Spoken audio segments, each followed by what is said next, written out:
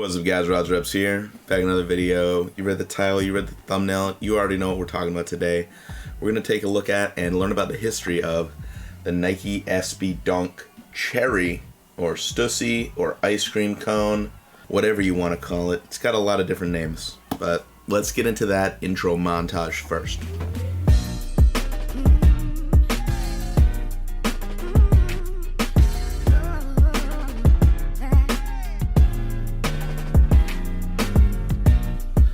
Alright, so now that we've had a look-see at this beautiful B-roll of this sneaker, let's talk about it. Ooh, that voice crack was not good. My voice has been a little hoarse lately. Excuse me if I don't have quite the bombastic narrator voice that I usually do. So, these are the Stussy Cherry or Ice Cream Cone SB Dunks. You guys in the sneaker community obviously know what these are. These are one of the most popular SBs of all time for their sick colorway and their infamy in the community. Being from a very long time ago, back in 2005, one of the first more popular collaboration creations with SBs. They've stood the test of time and they're absurdly popular, and for good reason. So let's learn a little bit about that story, which isn't a very long one according to the research that I've done about them and what I have learned about them.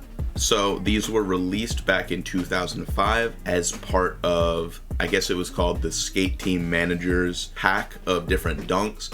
There were these and the Tiffany, or not really Tiffany, but the Diamond Supply SB dunks that are known as the Tiffany's.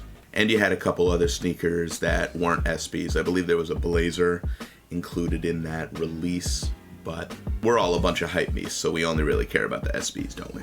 So this colorway was put together by Stussy, and the guy behind it was Robbie Jeffers. And the inspiration for the colorway was Neapolitan ice cream and an ice cream cone. So obviously the main part of the upper you see is we have the brown chocolate, the pink for strawberry, and then the swoosh here is white for vanilla. I guess the sole is also, but that's like a bleach white, whereas the swoosh is like a creamy white. And then of course you have the cherry on top, on the tongue, completing the sundae. Also the insole has the pattern or design print on it, whatever you call it, of a waffle cone. So that also ties into it. So that is the story behind the design of these guys. It's not very long. It's interesting to realize where the design comes from. I didn't really know that before. I thought it was just brown and pink, like a play on maraschino cherries. But now I know, and now you guys know. So now that we're done being nerds about the history of this sneaker, let's get on and look at the fine details of this joint.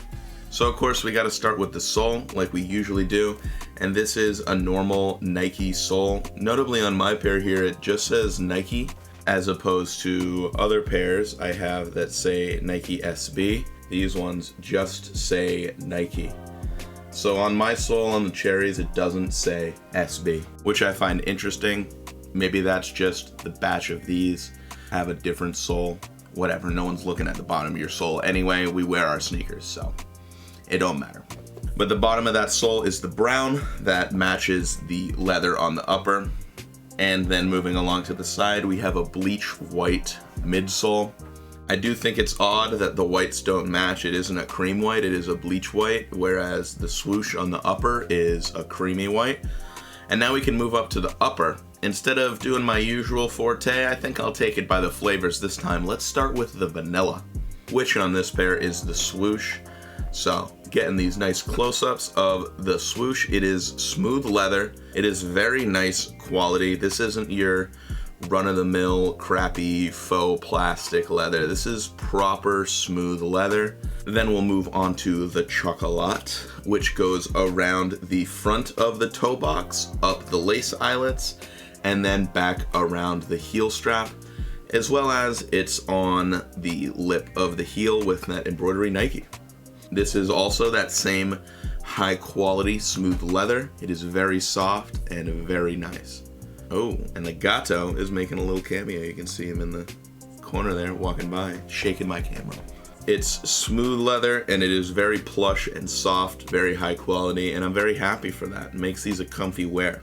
And then the last flavor we have is the strawberry, which is on the top of the toe box, the side panel behind the swoosh, and then also around the heel in between the brown chocolate leather. This actually isn't leather.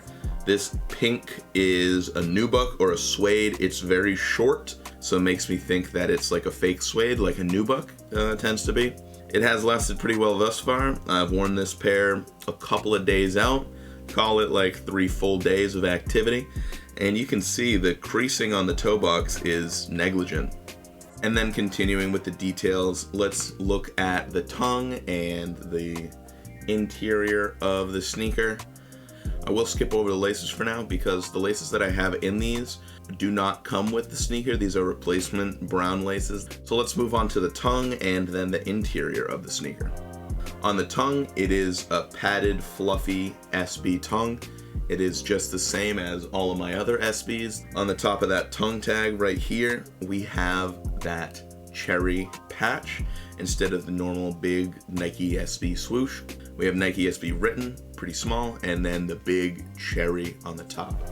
Then on the inside of the tongue, we can see that legal script, and this is a good indicator if it's a good quality pair because it's actually legible. Besides just the quality of the materials, that text being good quality makes me confident it's a good quality pair. And then the interior of the sneaker is that same shade of brown that the tongue is, that's slightly lighter than the leather, and we do not have the extra padding around the heel of the sneaker that SBs tend to have. That extra padding is on my McFlys and my Pigeons, but it's not on my pair of Lobsters, and it's not on this pair either.